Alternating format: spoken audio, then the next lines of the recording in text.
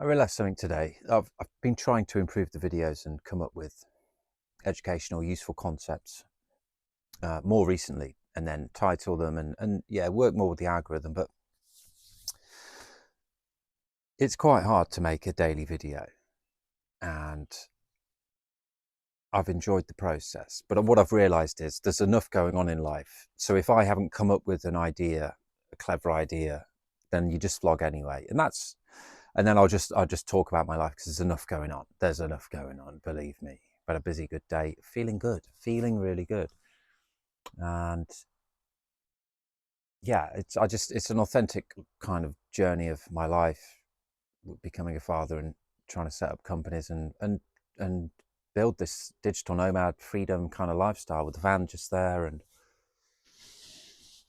yeah, some days are not going to be good, but I think that for me that's the key. And I've had this idea because I'm coming up to the year of daily videos by the end of May. Like, I think I was just talking to Emily about it. Like, I think I'm going to launch like a challenge for other people to do the same thing.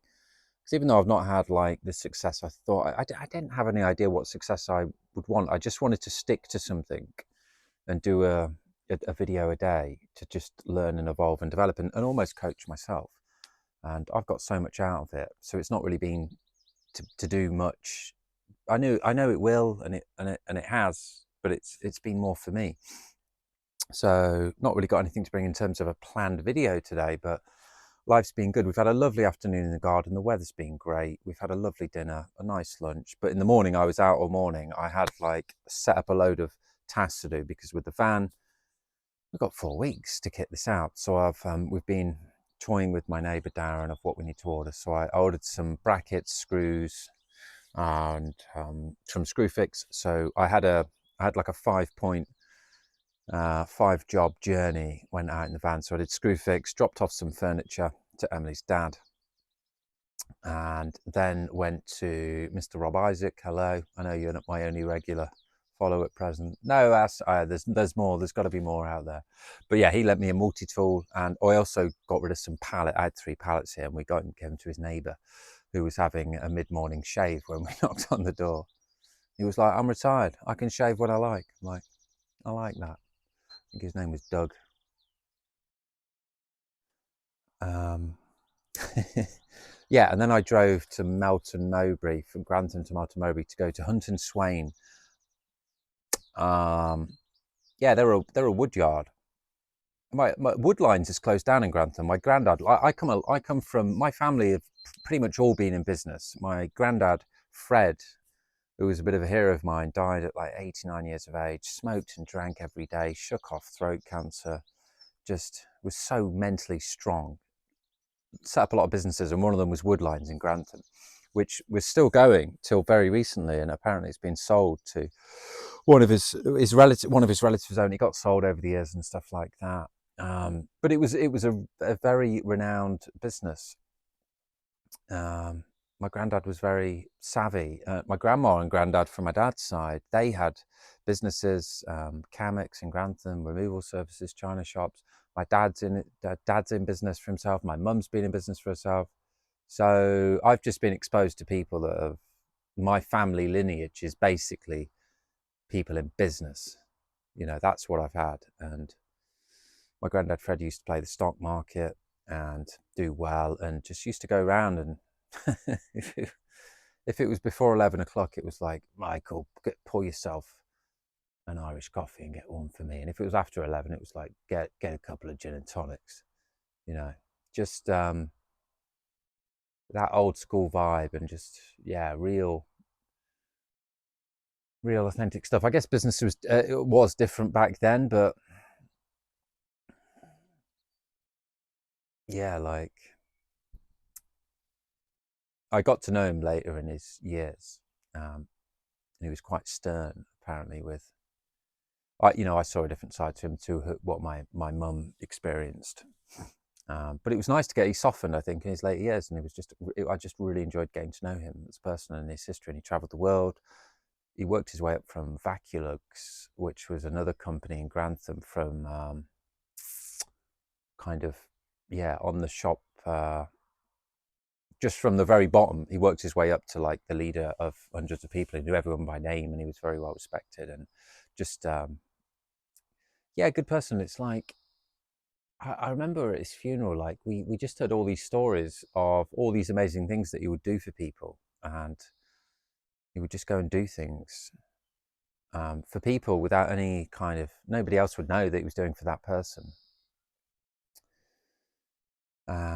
So yeah, off on a tangent there.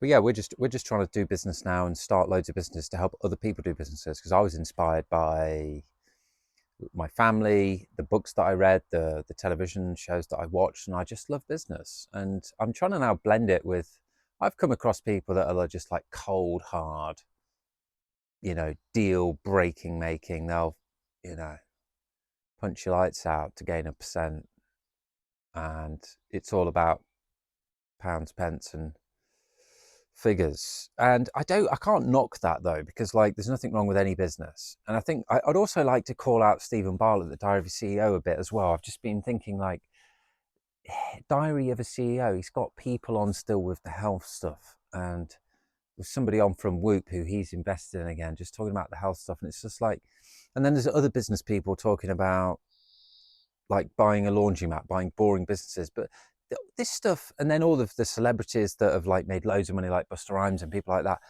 all the stuff that they're talking about is unachievable for most people. Like, yeah, nobody has 200 grand to go and buy a laundromat. Well, some people do, but I'm just thinking about most people.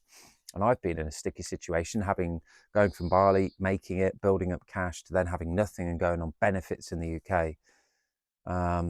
In this period, it's been a wild ride. And now I'm just like, I want to make real, honest businesses accessible to people, and not in the way that my granddad did it, where you had to have a premises, you had to buy products, you had to do these things. Like we've used the example of nonconformity clothing, where, because I went to start up a clothing business with three friends, Fran, Alex, and Tom. And Tom's dad put in 10 grand, and yeah, it was we were going to call it Shameless Clothing, and I think we went ahead and we got the company registered. It was a good name. Fran's mad with the designs. We had some really good ideas, but we would have blitzed through that money instantly, because we went to see printing presses in Romford, I think it is, outside London. That would have cost thousands. Then you have to buy stock. Then you just have to hope things sell, don't you? And that takes a long time. And the internet really was only just getting going then. So it would have been really hard work, and it would have failed. Pretty much, probably it would have failed, but we would have learned a lot. But now, like, business is so different. If you have some ideas, if you have some designs, you can take designs from other people, or not. I'm not saying steal them, but you can take inspiration from other people, blend it with what you're into, and using AI now and design services online. It's really easy. You can set up a Shopify store, link it to Printify.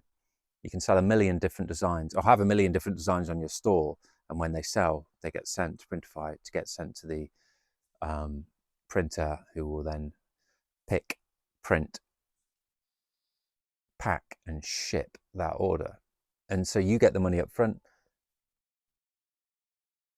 you pay them afterwards, and you're making money from the off. You're making money from the off. No premises, no stock, no bills, no headaches, nothing. So you can test 1,000 designs and see what sells, and then the top 5%, those, keep those designs, get rid of the rest, bring in some new, do whatever you want. But there's no risk other than a little bit of kind of three things really. A little bit of like belief in yourself that you can do this. Number one, to go for it. A little bit of energy, a little bit of like, okay, I'm going to go and push forward and do this. Number two, just a little bit of money. Shopify do free trials, but it's like $30 a month, something like that. So hardly anything. You might have to buy a Shopify theme just to make things easier, or get a coder to do it. Maybe 100, 200 bucks, fixed fee. That's it. Then you get going. And you send it to people, and you start marketing, you start building your brand, and you can do a lot of that for free. And that's the beauty. You can do all of this stuff, get the business sorted, and then start building it. A lot of people are like, oh, I need it all sorted, I need all the money, and then I need a load of money for marketing. It's like, no, get it going, start talking to people. And yeah, number 3, you need the know-how, and that's what we're bringing with the nonconformity blueprints. Nonconformity company is copy our businesses. We're going to launch 100 startups in a year and give you all the business blueprints, so you can easily just come in and go, oh right, a clothing store, a newsletter business model, a challenge business model, whatever it is. Then we'll give you the tools, or the combination of tools, how much they cost, and we're doing it in the simplest, cheapest, best possible way. So just to make it as easy as possible, and then you can come in and experiment for yourself and do that. And guess what? That's what my granddad did. He experimented with quite a few businesses. But yeah, well, I went off on such a massive tangent then, talking about this Hunt and Swain, because they're a woodyard, which reminded me of my granddad's business that's just been sold in Grantham, and they're going to turn it into apartments. All the businesses are going, they're just turning it into flats. And but they were really good. £1.23 a metre for 20 mil squared wood. Great. Looked online, it's like 3 times the price at Wix and B&Q. So find your local businesses, find and support them. I found that garage the other day, they were great. Found this wood, I have used them once before because I got all my shelves done and they cut it all out just perfectly, but it was just the house wasn't perfectly square because it's an old cottage. But yeah, it's Toddy, day 331, I believe, of making daily videos, working on the camper van, working on business, keeping my family healthy and safety. Health and safety is of paramount importance. And just trying to enjoy this transitional process. And I think we are. I feel like a big shift today. It's been like, yeah, everything's good. Like, your focus changes when you have a family. It just does. And I've been trying to keep in touch with some people, but it's just not flowed. And I'm just ready to go out into the world now. Because that's what I did in Bali. I just kind of said goodbye to the UK, went out there, met loads of people, had a great time. Some of those people I still stay in contact with. Some of those have gone now. But it's like a building, going out there and sifting and relaxing process. It's like waves, energy, motion, life. It's got to go out and come back and chill, and go out, come back and chill.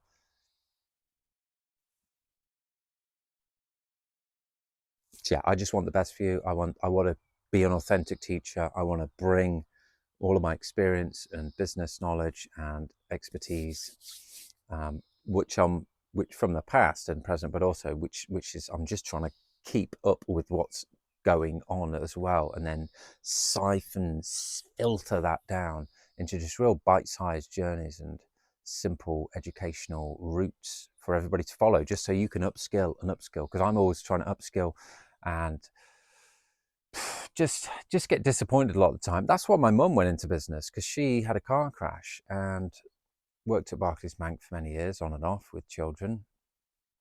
And then she went and just started doing loads of courses, like aromatherapy courses and holistic training courses and massage courses and things. And every teacher was awful. They were all terrible. And she was just like, in the end, she was just like, well, I could do this way better. And then she did. And she built up a very successful business called UK Holistics. And it was an international training school for people wanting to learn and different skills and go into something different, mainly like helping other people heal using different holistic art forms, massage and some energy healing and loads of different things like that. No need to go into it, but she did that. She just set it up from nothing and made something, and people were flying in, not only from, coming in from the UK, they were flying in from different countries. So much so that my dad, being an architect, built a training school in the back garden. Like, and then I ended up, working for her here and there and doing websites and marketing and things like that. So I just love creating. I just got a lot of respect for people that create something from nothing, because it's not easy. But that's what I want you to one to think about, and just we're trying to break it down for you so you can business, if you've got this, but maybe you have an idea, maybe you don't, but if you do, whether you do or you don't, the best course of action is just to bring one thing, email one person, bring one feature, make a website, just a landing page, have one offer, and it could be a fragment of your whole initial idea or the whole grand idea, but just the active beginning is very, very powerful. We've done that, and I was so pumped when we came back from Lanzarote in February, but we've just been massively delayed and we're having to make this trip. But what I know, I've carried on vlogging, and I know the businesses I feel great about. Nonconformity company, it's going to be branded on the van. We're just going to play and have fun with business and show you how easy it is. That's what we're going to do, because it is, and it should be fun.